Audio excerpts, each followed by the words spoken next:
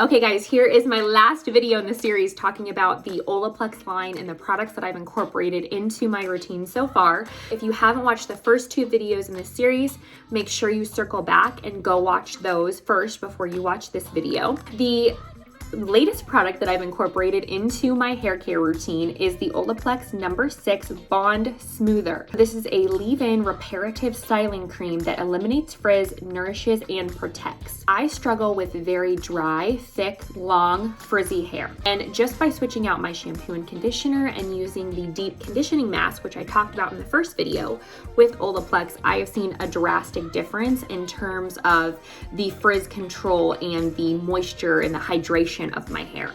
But I love to use this product as just a little extra bit of hydration and frizz control right before I style. So this is not an in-shower product. I take just a little bit of this product and I don't use that much. I probably use about that much. So just a tiny little bit. So this bottle is going to last you a long time. I rub it through my hands, right? And then I just slowly kind of caress it through my hair before styling. Obviously my hair is already styled, but I want to show you guys how I incorporate it.